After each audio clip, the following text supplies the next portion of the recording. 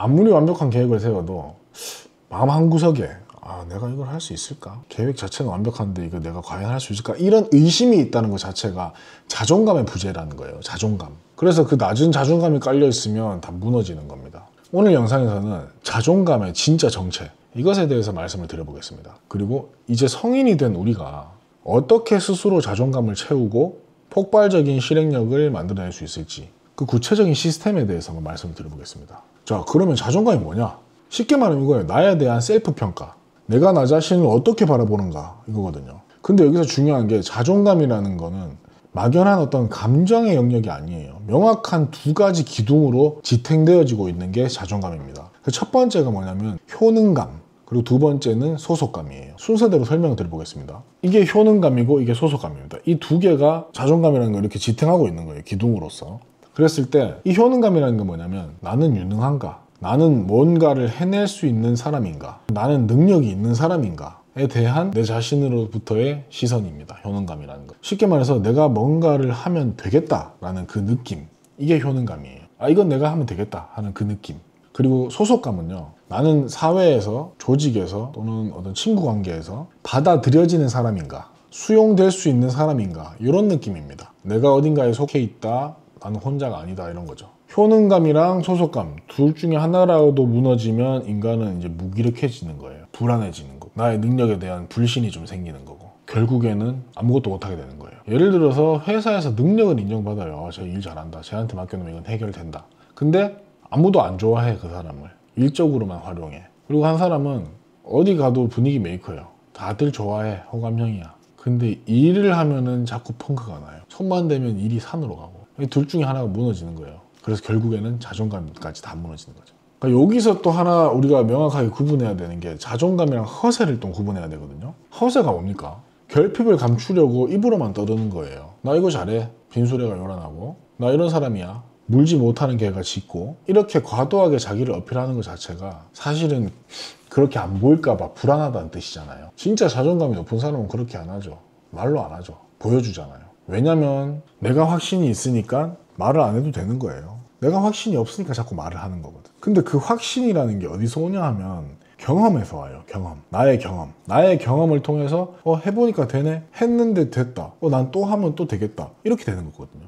자, 자존감이 떨어져 있는 사람한테 힘내. 넌 할 수 있어. 잘하고 있고 잘하고 있어. 내일도 아침에 밝은 해가 뜰 거야. 이런 말을 해봤자 아무 소용이 없는 거예요. 내 스스로한테 확신이 지금 없는 상태인데 그리고 내 스스로한테 확신을 줄 수 있는 경험 자체가 없는 상태인데 자존감이 이미 무너져 버렸는데 효능감, 소속감 다 없는데 뭘 힘내요. 확신을 다시 이렇게 세워야 되고 그걸 할 수 있는 거는 경험밖에 없는데 그 경험 속에 뭐가 있어야 되냐면 성공이 있어야 돼. 성공이. 내가 설계했던 나의 할 일에 대한 성공이 필요한 거예요. 크고 작고는 필요 없어요. 오히려 작을수록 좋아요. 더 많이 할 수 있으니까 성공을. 근데 여기서 문제가 생깁니다. 우리가 어릴 때는요. 부모님이나 선생님이 성공 경험을 시켜줄 수 있어요. 우리한테. 야 이거 해봐. 잘하네? 너 이거 잘하는구나. 그러면 그 다음 스텝. 요거 해봐. 요거 해봐. 이렇게 딱 놔주잖아요. 성공 경험을 설계해 준단 말이에요. 난이도를 조금씩 높이면서. 그러면서 거기서 성취감을 느끼게 해주고 그 성취감이 쌓이면 나에 대한 확신이 되고 그러면 아이의 자존감이 높아지는 거거든요. 근데 이제 우리가 성인이 돼버렸다 이거죠. 요거 해봐 저거 해봐 하고 놔줄 사람이 없는 거예요. 다음 스텝에 대해서. 그래서 우리가 해야 되는 거예요. 스스로. 그래서 우리가 스스로한테 경험에 대한 설계자가 직접 되어야 됩니다. 내가 나의 성공 경험을 의도적으로 만들어야 되는 거예요. 그래서 이 효능감을 채운다고 하면 주의해야 될 게 너무 큰 목표를 하면 안 돼요. 달성을 하더라도 시간이 오래 걸릴 거고 그러면 나한테 이제 성공했다는 그 시그널을 주기가 어렵잖아요. 확신하는데 시간이 많이 걸리고 그러면 내가 정신력으로 극복해야 되는데 그럼 굉장히 많은 부하가 걸린단 말이에요. 그래서 쉬운 걸로 해야 된다. 어느 정도로 쉬어야 되냐면 이걸 내가 못하는 게 말이 되냐? 라는 생각이 들 정도로 처음에는 그렇게 쉬운 걸로 해야 됩니다. 어쨌든 쉽든 어렵든 내가 설계한 걸 내가 해냈다라는 사실이 남는 게 중요한 거거든요. 자칫 현실성과 구체성이 결여되어 있고 원대하기만 한 목표를 설계했다가 오히려 실패 경험만 쌓일지도 모르는 거예요. 그래서 오히려 쉬운 걸 하는 게 훨씬 유리하다. 반복하면 되잖아요. 점점 난이도 높여가면서. 그래서 원대한 목표를 하나만 찍어놓고 맹목적으로 쫓아가는 거는 달걀을 바구니 하나에만 몽땅 다 쓸어 담는 거랑 똑같은 거고 우리가 제가 작게 쪼개서 그걸 반복해라고 하는 거는 이게 분야도 다양화시킬 수가 있고 이 달걀을 여러 바구니에 나눠 담는 효과가 있는 거예요. 그래서 다양한 분야에서 작은 것들을 계속 내가 성취를 해나가면서 나한테 계속 확신을 주게 되는 거, 나도 모르는 사이에. 그럼 그게 자존감이 되는 거거든요. 근데 이것들을 다양한 분야의 작은 성공들을 배치를 하려면 우리가 뭐 기억력엔 한계가 있잖아요. 그래서 우린 도구를 써야 되는 거예요. 그래서 많은 성공한 사람들이 수첩도 들고 다니고 다이어리를 쓰고 항상 기록을 하잖아요. 메모도 하고. 그 사람들이 메모하는 것들 업무적인 것도 많지만 이런 것들도 많아요. 자기 자신을 위한 것들. 그래서 요거를 어떻게 내가 다양한 분야에서 작은 성공의 경험을 만들 그런 설계를 하느냐. 요건 3단계가 있습니다. 목표를 쪼개는 겁니다. 제가 말씀드린 대로 실패할 수 없을 만큼 잘게 쪼개는 거예요. 그 다음에 2단계는 실패할 수 없을 만큼 잘게 쪼갰으니까 그냥 그거 실패 안 하면 됩니다. 그게 2단계예요. 그리고 3단계는 확인하기. 이게 제일 중요해요. 내 뇌에 나는 이거 했다는 걸 각인을 시켜줘야 돼요. 이게 확신으로 이어지는 거거든요. 쌓이면. 이렇게 체크 표시를 하던 동그라미를 하던 시각적으로 주입을 시켜주는 거예요. 야, 나 이거 했다. 너가 아까 적어놨지? 나 이거 했다. 이게 굉장히 중요하다고 합니다. 뇌한테는 굉장히 강력한 신호가 된다고 합니다. 나는 오늘도 계획한 걸 했다. 나는 유능한 사람이다. 나는 효능감이 있다. 여기서 그 성공이 얼마나 큰지는 중요한 게 아니에요. 했냐 안 했냐. 했으면 통보해줘라 이거예요.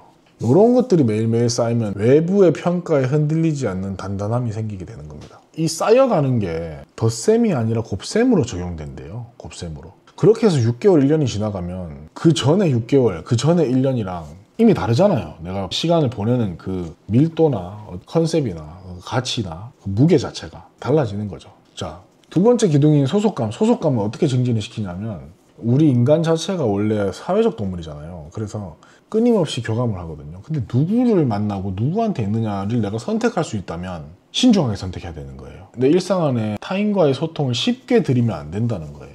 너무 퍽퍽하게 굴 필요도 없지만 물론 내 선택권이 없는 소속감도 있어요. 내가 선택할 수 없고 내가 직접 바꿀 수 없는 그런 것들도 있지만 내가 적어도 선택 권한이 있는 건들에 대해서는 쉽게 내 시간을 내주고 나의 에너지를 내주는 그런 소통을 하는 걸 쉽게 생각하시면 안 된다 이거예요. 즉 뭐냐면은 나보다 뛰어난 사람들이 많은 집단에 소속이 되어야 됩니다. 더 중요한 거는 계속 성장하고 있는 집단이냐 이겁니다. 그런 집단에 소속이 되어야 내 소속감이 의미가 있는 소속감이 되는 겁니다. 그래서 저는 캐피탈리스트라는 브랜드를 만들었고 이 브랜드의 핵심 가치를 많은 사람들한테 전파할 수 있는 매개체가 되는 첫 번째 상품을 더 루틴이라는 플래너로 결정을 했습니다. 캐피탈리스트라는 브랜드가 전하는 핵심 가치에 공감하신 분들은 이 더 루틴을 가지게 되실 거고요. 이 더 루틴을 가지신 분들을 모으고 있습니다. 지금 판매가 많진 않아요. 근데 리뷰를 보면 더 루틴을 통해서 짝사랑에 도전하고 계신 여성분도 계시고 한 권을 구매하셨다가 세 권을 벌써 2번이나 더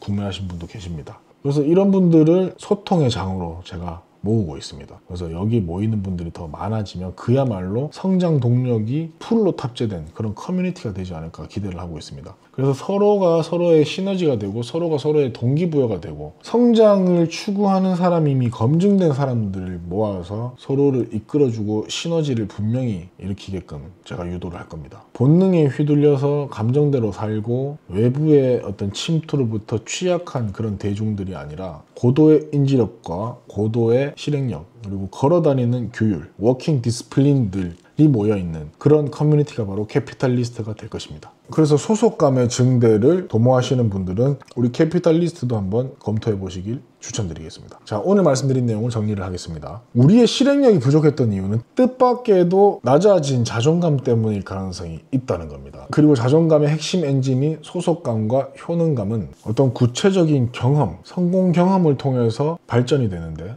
우리한테 그러한 성공 경험을 만들어내는 시스템이 부족했지 않나 지난 수년간 그럴 수가 있다는 겁니다. 이제 다른 사람이 우리의 가치, 우리 시간의 가치를 평가하게끔 내버려 두지 말고 우리가 우리 경험을 직접 설계하고 거기서 스몰 석세스부터 차례차례 쌓아나가서 곱하기의 순환이 완성될 수 있게끔 그래서 우리가 어제보다 더 나은 인간이 매일매일 될 수 있게끔 그렇게 세워진 자존감과 함께 이 앞에 모든 것들이 다 선순환 구조가 되는 그런 방향으로 이 영상을 여기까지 보신 모든 분들은 그렇게 성장해 나가시기를 기도하겠습니다. 목표를 쪼개고 실행하고 확인하고 그리고 성장하는 그룹의 일원이 되고 그러면 됩니다. 자, 오늘 영상 여기까지 하겠습니다. 자, 여러분들은 자존감이 단단하고 원하시는 모든 것을 이룹니다. 지금까지 몸자였습니다. 안녕.